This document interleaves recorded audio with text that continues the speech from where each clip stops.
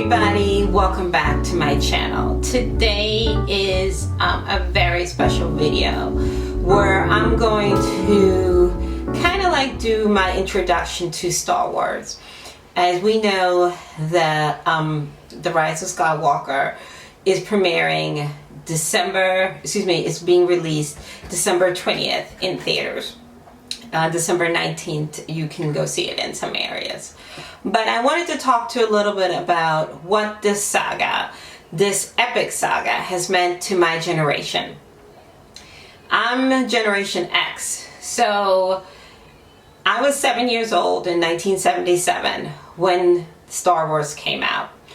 And a lot of people talk about the impact, but a lot of the people that talk about the impact of Star Wars weren't even alive. They don't even know a world without internet. They never dialed up on a payphone or knew the struggle of a two-way line. And just overall, well, they don't even know how to use the inner workings of a library. But here we are. So I wanted to talk to you a little bit about what it meant to, not to say that I'm the spokesperson for my generation, but I wanted to talk a little bit about what this franchise, what this movie has meant to so many of us.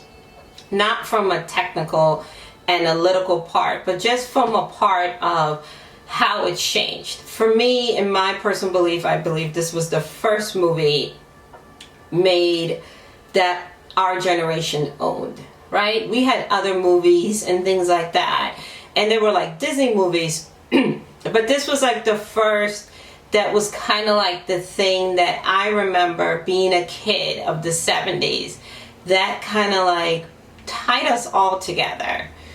I was in second grade, and I don't know exactly when I saw the preview for it. You know, you have previews of movies on television, and just like you do now, and something about that just said, I need to see it.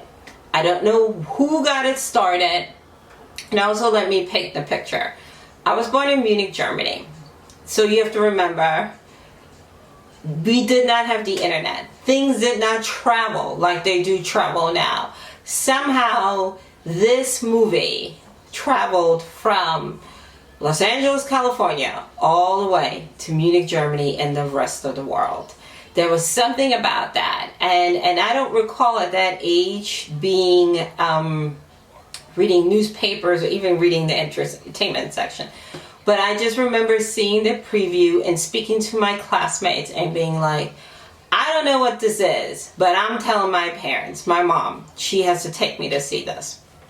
So I was with my mom that weekend. I went to boarding school when I was younger, and I would spend weekends with my mom. And we went to the movies a lot, my mom and I, and this is where I get my love of movies. I'll do another video on that, but specifically, I remember telling my mom, I want her to take me to see this. I told my mother what theater, a lot of my friends used to go to that same theater, and what the big thing was about. And my mom was like, fine, you know what I mean? She looked it up in the newspaper. Back then, all the movie announcements were in the newspaper. Remember, we did not have the internet. Or you called the number to the theater, and then they would say, this day, time, blah, blah, blah, what the rating was, and how much you paid for the tickets. Well, anyways, my mom was game. So I, of course, was on my best behavior. Luckily, no shenanigans occurred this weekend, and we went downtown to, I want to say Marienplatz, which is downtown Munich, to see it. And I always, for whatever reason, like to sit in the middle of the row, in the middle of the theater, a little bit closer to the front. And my mom never liked to sit that close. So she would sit in the back. And luckily, I saw a couple of my friends, and we all sat together. She bought me my big tub of popcorn, some candy, a soda, and I was good to go. And me and my friends were sitting there in the middle of that row, middle of the theater, having no idea, but knowing that we were going on a great adventure. My mom sat in the back with the other moms. Movie theater darkens, movie comes on, and comes the epic theme. Dun, dun, dun, dun, dun, dun, dun, no idea what it's about. I tell you, I was mesmerized. For whatever time it was, hour and 30, whatever, I was in. I didn't know what I watched.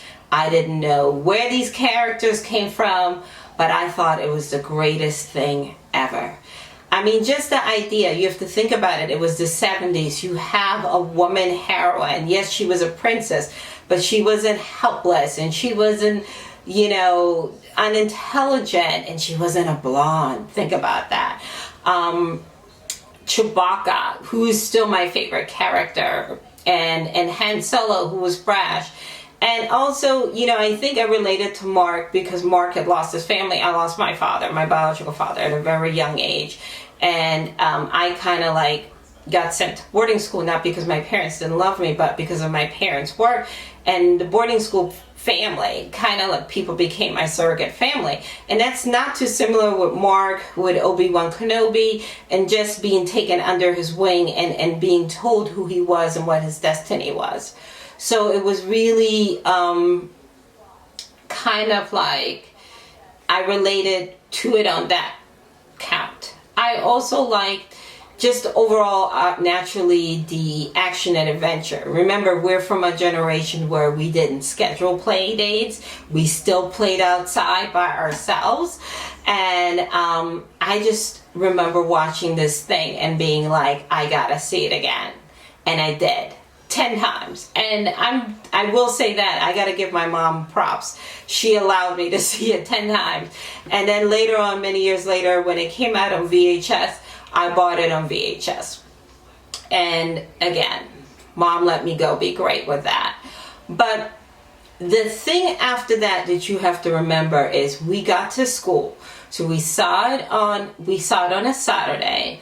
We got to school on a Monday, and that's all we talked about before class started, in recess.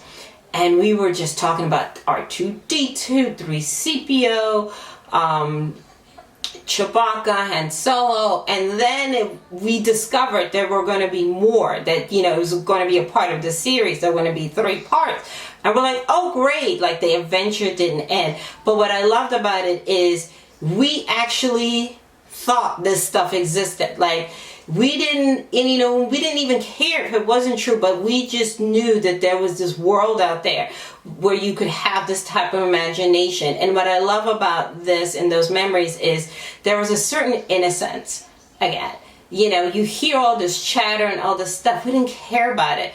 We could talk about what is your favorite part. And then in recess, we were out there. We didn't have the retractable lightsabers. You had the ones that was plasticky and it didn't come out, but didn't care because you just had a lightsaber and you thought we're cool. And a lot of us were Princess Leia for Halloween. It just, again, was a magical time.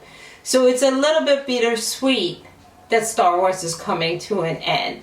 And I always want to remember my entry into the Star Wars family this way, because it was innocent and it was for all the right reasons, and we didn't get into who wrote the story and all of that. What that franchise did for 7-year-old Katya and for a lot of kids from my generation is sparked our imagination to a whole nother level, way beyond what Star Trek gave us. And that is a gift that has kept on giving.